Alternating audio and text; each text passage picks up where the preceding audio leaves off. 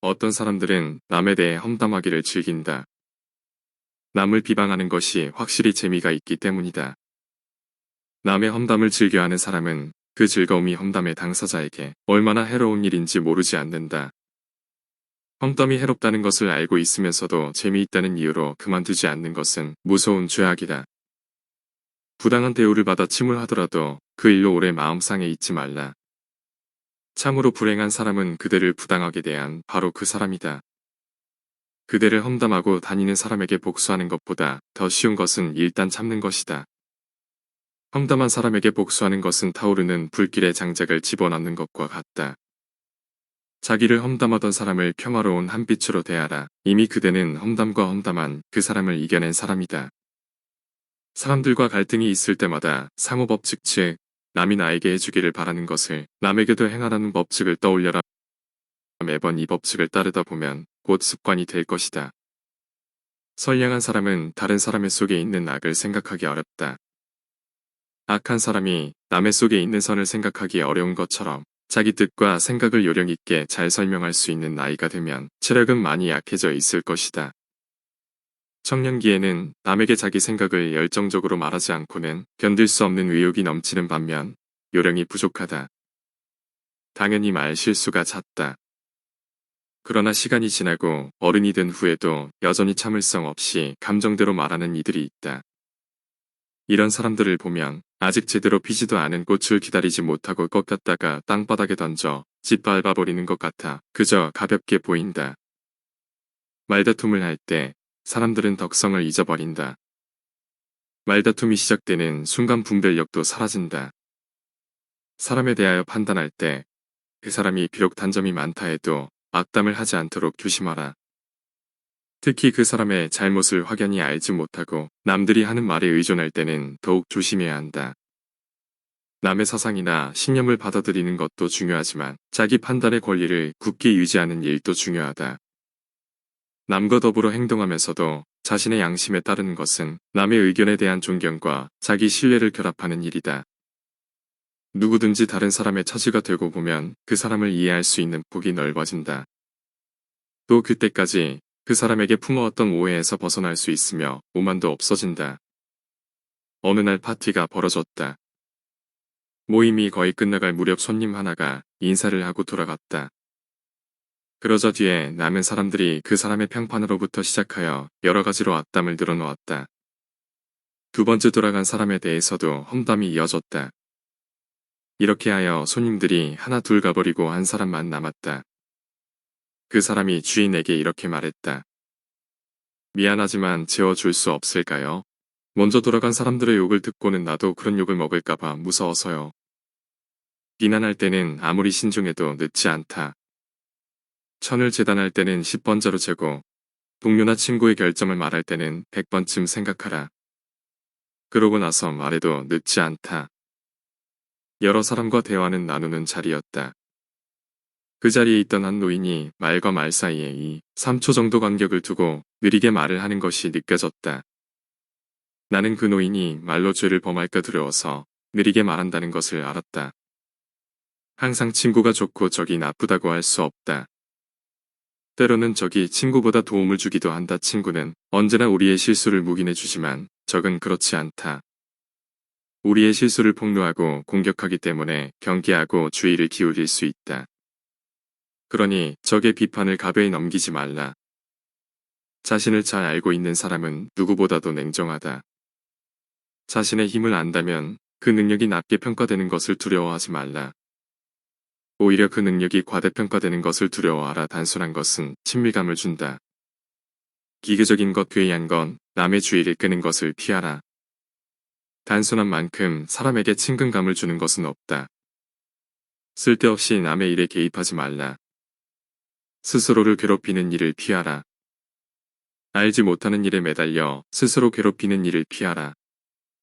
그리고 자기와 관계없는 일에 개입하려고 하지 말고 차라리 그 시간에 자기 개발을 하라. 누가 사람을 판단하는가? 우리가 가장 저지르기 쉬운 실수는 다른 사람에 대해 착한 사람, 나쁜 사람 또는 바보, 천재라고 판단하는 것이다. 인간은 강물처럼 쉬지 않고 흐른다. 그들은 끊임없이 변하며 제각기 자기 길을 걸어간다. 인간에게는 모든 가능성이 있다. 바보가 천재가 될 수 있고 악인이 착한 사람이 될 수 있다. 물론 그 반대도 가능하다. 이 점에 인간의 위대성이 있는 것이다. 그런데 어떻게 인간을 선악과 음해로 판단할 수 있겠는가? 그가 이러이러한 사람이라고 그대가 판단할 때 그 사람은 이미 변해 있을 것이다. 다른 사람과 대화를 할 때는 대화에 집중하라. 다른 사람과 대화를 나누다가 자기 혼자만의 생각에 빠지면 이야기의 흐름이 끊긴다. 결국 대화의 실마리를 잃게 된다. 대화를 나눌 때는 다른 일은 잊고 대화에 집중해야만 충실한 교제를 나눌 수 있다. 누구도 자기 몸을 스스로 들 수 없다. 인간은 자기 몸을 스스로 들어 올릴 수 없듯이 자기 자신을 칭찬할 수도 없다. 칭찬은 남이 해줄 때 더 빛나는 법이다. 자기가 자기를 칭찬하려고 꼼수를 쓴다면 오히려 사람들 앞에서 자신의 가치를 떨어뜨리는 꼴이 된다. 남을 평가하는 일은 언제나 정확하지 않다. 왜냐하면 결국 그 누구도 그 사람의 마음속에서 일어난 일, 그리고 일어나는 일에 대해 모르기 때문이다. 널리 퍼져 있는 미신 가장 일반적이면서 널리 퍼져 있는 미신 중 하나는 인간이 저마다 정해진 품성을 가지고 있다는 생각이다. 그래서 겉만 보고 사람을 판단하는 경향이 있다. 그러나 사실은 그렇지 않다. 어떤 사람은 거칠게 보이나 심성이 고운 사람이 있고 어리숙하게 보이나 지혜로운 사람이 있는가 하면 착한 사람처럼 보이지만 교활하고 악랄한 사람이 있다. 겉모습만 보고 그가 악하겠다느니 착하겠다느니 미련하겠다느니 판단하는 것은 옳지 못하다. 그래서는 안 된다는 것을 알면서도 우리는 언제나 그런 식으로 남을 평가하고 산다. 겉모습만 보고 남을 평가하는 습관은 버려야 한다. 다른 사람과 감정이 좋지 않을 때, 만약 그대가 다른 사람들과 감정이 틀어져 그가 불만을 품고 있다면, 또 그대가 옳은데도 그가 동조하지 않는다면 그 사람 잘못만을 탓하지 말라. 그와 얘기할 때 그들의 태도가 나빴기 때문일 수 있다. 싸움은 누구의 잘못으로 벌어지는가 정도의 차이는 있지만 싸운다는 것은 그 자체로 나쁜 것이다.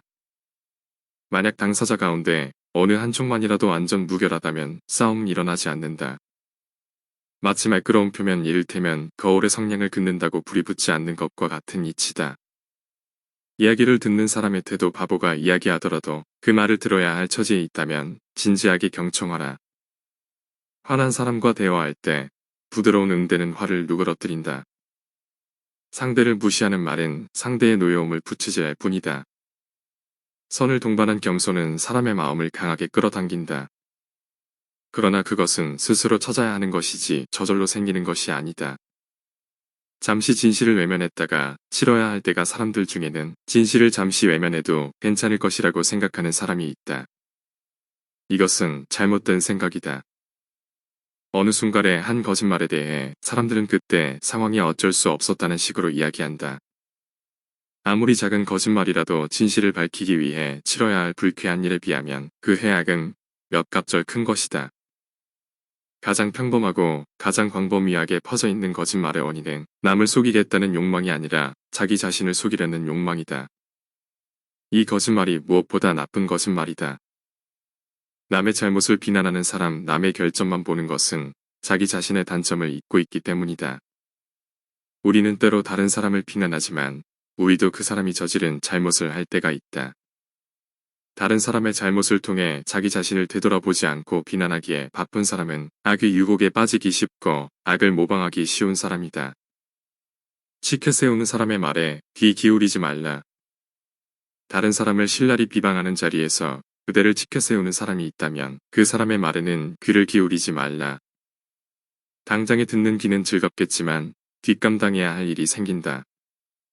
남에게 보이려고 하는 겸손이나 조심성은 시끄럽고 솔직하지 못하다. 겉으로만 겸손한 척하는 것은 가장 나쁜 위장술이다. 자기 자랑 밀가루 반죽을 넓게 펴면 펼수록 그 두께는 얇아진다. 자기 자랑도 이와 같다. 교묘한 비난은 썩은 고기의 친 향신료와 같다. 향신료가 없으면 바로 고기 상태를 알겠지만 향신료 때문에 고기가 썩은 줄 모르고 삼키고 만다. 사람들과의 대화에서 진정성을 파악하는 것, 인간관계의 기술이다. 이 세상 누구와도 평안하게 지낼 수 있는 사람 자기를 희생시킬 준비가 되어 있는 자에게는 항상 평안이 있다. 우리의 평안을 방해하는 가장 큰 적은 오만이다. 비난받고 오해를 받더라도 항상 공손하고 겸손할 수 있다면 이 세상 누구와도 평안하게 지낼 수 있다. 한평생 남을 비난하지 않은 사람 성자의 열전에 이런 이야기가 있다.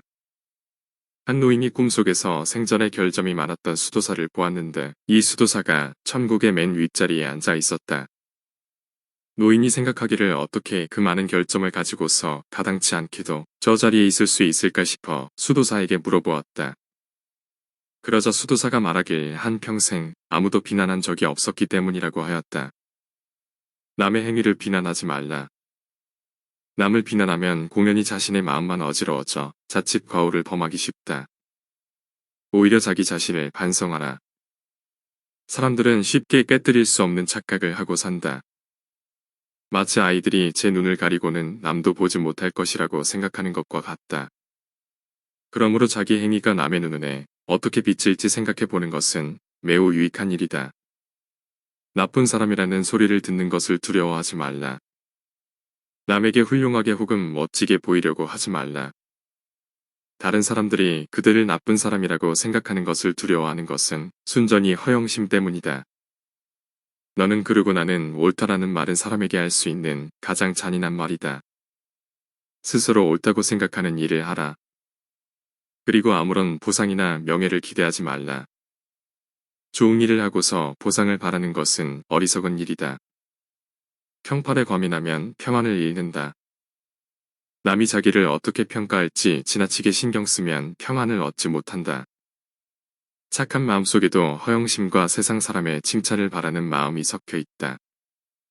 이 마음은 자신의 행위 때문에 칭찬이 아니라 비난을 받더라도 절대로 그 행위를 꾸지 않겠다고 생각할 때 비로소 사라진다. 뭔가 숨기려고 하는 것은 거의가 나쁜 일들이다. 착한 일을 하고도 숨기는 것만이 좋은 일이다. 그 무엇도 숨기지 말고 살라. 그러나 그대의 자랑거리가 그 무엇이든 남들 앞에서 드러내 보일 생각은 아예 품지도 말라. 허영심이 많은 자들은 남으로부터 칭찬받기를 좋아한다. 남의 칭찬을 받으려면 먼저 인정받는 사람이 되어야 한다. 그러나 사람들은 자기 마음에 드는 것만을 좋은 것으로 여기기 때문에 그들의 마음에 들도록 불필요한 일도 해야 한다.